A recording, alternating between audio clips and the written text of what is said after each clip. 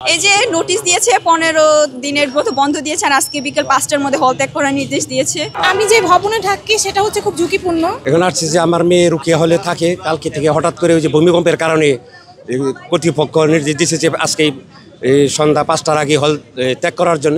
গত 2 দিনে টানা 4 বার ভূমিকম্প অনুভূত হওয়ায় রাজধানী সহ বিভিন্ন স্থানে ছড়িয়ে পড়েছে আতঙ্ক।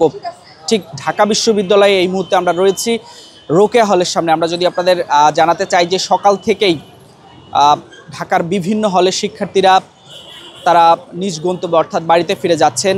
আমরা তাদের সাথে কথা বলেছি, শিক্ষার্থীরা যেমনটি বলছেন অর্থাৎ ঢাকা বিশ্ববিদ্যালয়ের যে হলগুলো রয়েছে সেগুলো তাদের কাছে অনিরাপদ হওয়ায় তারা নিরাপদ স্থান অর্থাৎ বাড়িতে ফিরে যাচ্ছেন। সকাল থেকেই যদি আমরা জানাতে চাই যে বিভিন্ন অভিভাবকরা এসেছেন, তারা তাদের সন্তানকে বাড়িতে নিয়ে যাচ্ছেন এবং গত 2 দিনে টানা 4 বার এই ভূমিকম্প অনুভূত হওয়ায় মানুষের মাঝে যে আতঙ্ক ছড়িয়ে পড়েছে অর্থাৎ শিক্ষার্থীর মাঝে যে আতঙ্ক ছড়িয়ে পড়েছে এবং শিক্ষার্থীরা যারা বহুতল ভবনে থাকেন এই ঢাকা বিশ্ববিদ্যালয়ের হলগুলোতে, তারা হল থেকে নামা বা ওঠার সময় তাদের মাঝে যে আতঙ্ক বিরাজ করছিল এবং অনেকেই আহত হয়েছেন। ঠিক তারা নিরাপদ স্থানে যেতেই আসলে তারা বাড়ি ফিরে যাচ্ছেন। আমরা এই মুহূর্তে রয়েছি ঢাকা বিশ্ববিদ্যালয়ের যে রোকেয়া হল, সেই রোকেয়া হলের সামনে। ঠিক আমরা শিক্ষার্থীরা যারা রয়েছেন একে একে দেখছেন যে শিক্ষার্থীরা তারা বের হচ্ছেন। আমরা শিক্ষার্থীদের সাথে কথা বলতে চাই এবং এই মুহূর্তে শিক্ষার্থীরা তারা বাড়িতে ফিরে যাচ্ছেন। আমরা সেই শিক্ষার্থীদের কাছে একটু যাব এবং আপনাদের সেই শিক্ষার্থীদের সাথে কথা বলার চেষ্টা করব। হল হচ্ছে আমাদের নোটিশ দিয়েছে আজকে 5টার মধ্যে হল ছেড়ে দেওয়ার জন্য, আর 15 দিন যেহেতু বন্ধ তাই আমরা বাড়ি চলে যাওয়ার সিদ্ধান্ত নিয়েছি। তাই এই যে নোটিশ দিয়েছে 15 দিনের মতো বন্ধ দিয়েছে আর আজকে বিকেল 5টার মধ্যে হল ত্যাগ করার নির্দেশ দিয়েছে। বলেছে যে ইঞ্জিনিয়ার বা এই বিশেষজ্ঞ যারা আছে তারা এসে সব চেক করবে, তো আমাদেরকে এখন জরুরি দিতে হচ্ছে।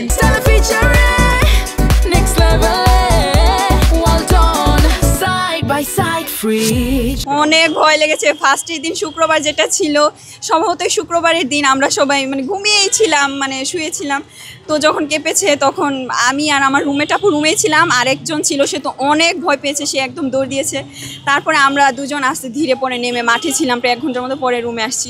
বিশেষ ভয় লেগেছে গতকালকে প্যানিক অ্যাটাকের কারণে 2 বার আমরা এটা ফেক ছিল না কি সত্যি ছিল তাও যায় না, বলেছে যে হচ্ছে ভূমিকম্প হয়েছে, 2 বার উঠানামা করেছে, সব মিলে কালকে 5 বার উঠানামা করেছি 3 তলা থেকে। এখন আসছে যে আমার মেয়ে রুকিয়া হলে থাকে, কালকে থেকে হঠাৎ করে ওই যে ভূমিকম্পের কারণে কর্তৃপক্ষ নির্দেশ দিয়েছে যে আজকে সন্ধ্যা 5টার আগে হল ত্যাগ করার জন্য। যে কারণে আমি এসে আমার মেয়েকে নিয়ে গেলাম, যাতে এখানে আর কোনো দুর্ঘটনা না ঘটে বা কোনো আতঙ্কে না থাকে। মেয়েটা 2 দিন যাবৎ খুব আতঙ্কে আছে, ভয়ে আছে, ফলে এর কারণে ভূমিকম্পের কারণে হঠাৎ করে নোটিশটা দেওয়া হলো, এই জন্য যাচ্ছি। 5টার মধ্যে হল ছাড়তে হবে এই জন্য। আমি যে ভবনে থাকি সেটা হচ্ছে খুব ঝুঁকিপূর্ণ, এক্সটেনশন বিল্ডিং, আর ওখানে থাকাটা আমাদের জন্য এখন আসলে রিস্কি। তো আমি বাড়িতে পরিবারের সঙ্গে থাকাটা সেফ মনে করছি। আতঙ্ক ছিল, হলের মেয়েরা তাদের মধ্যে একটা আতঙ্ক এখনও বিরাজ করছে। আমাদের মনে হচ্ছিল যে একটু শব্দ হলেই সবাই ভয়ে নিচে নেমে যাচ্ছে। ভূমিকম্পের মাত্রা তো বেশি ছিল, টের পেয়েছিলাম ওই সময় আর কি। তখন আসলে ভয় বিরাজ করছিল, খুব আতঙ্কিত হয়ে গিয়েছিলাম। দ্রুত আমরা সবাই সেফ পরিস্থিতির মোকাবেলার চেষ্টা করেছি আর কি। আসলে সেই টাইমে আমি রুমের মধ্যেই ছিলাম, তো আমি প্রাথমিকভাবে যেটা আমার মাথায় এসেছে সেটাই করেছি। তবে দৌড়াদৌড়ি, অনেক বাজে পরিস্থিতি, অনেক সময় অনেকে আহতও হয়েছে আর কি। আমি আসলে হতভম্ব হয়ে গিয়েছিলাম যে কি করব বুঝতে পারছিলাম না, তো আর কি টেবিলের নিচে আর কি ঢোকার চেষ্টা করেছিলাম।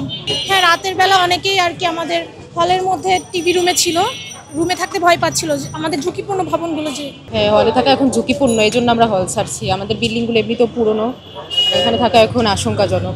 অবশ্যই 2 দিন থেকে তো ট্রমাতেই আছি আমরা, এত পরিমাণ ইনজুর্ড হচ্ছে সবাই, তারপর হুটহাট করে আতঙ্ক হচ্ছে এই আর কি। আমরা যদিও সবাই যেতে চাচ্ছিলাম না, কিন্তু হল প্রশাসন বলছে আমাদেরকে 5টার মধ্যে চলে যেতে হবে, সেজন্য আমাদের যাওয়া, আমাদের পানি গ্যাস সব কিছু অফ করে দেবে বলছে, সেজন্য আমাদের বাড়ি যাওয়া।